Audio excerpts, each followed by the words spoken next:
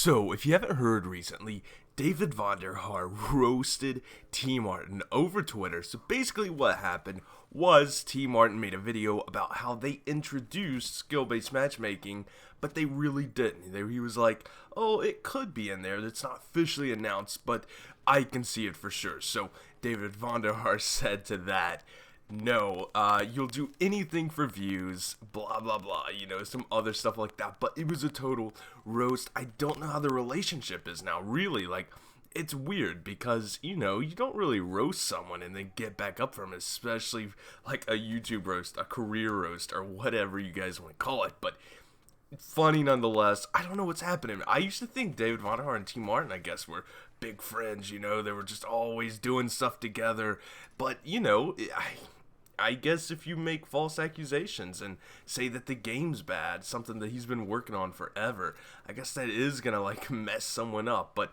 I don't know. So let's get into this video topic. Other than that, I know that was kind of like the title, but let's get into what I want to be talking about, and what I want to talk about is Christmas Noobs. So as you can see, this game, I'm doing pretty good. I already got my 2 streaks. I know I started on a Wraith, Hater, then Raps. That's kind of crazy to do. Would not recommend it. I'd start a little bit lower, like a Hellstorm or a Lightning Strike, something like that. Something to get you guys some kills. But I definitely would not start like this. I don't always get all these streaks, but tomorrow I think I will. And what comes with this is Christmas Noobs. Now, if you guys do not know what a Christmas Noob is, maybe this is your first Call of Duty, I don't know.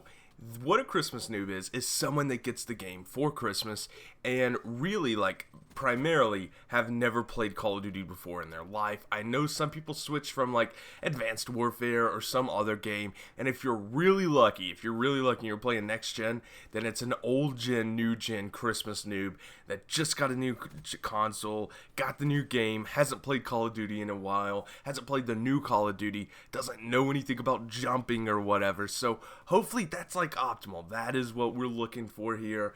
But it is what it is, and maybe we'll be able to do something about this. Maybe we'll get in here and we'll get tons and tons of kills. But how does this look for zombies? That's a big question. How does this fit into a zombies gameplay? How does zombies have Christmas noobs?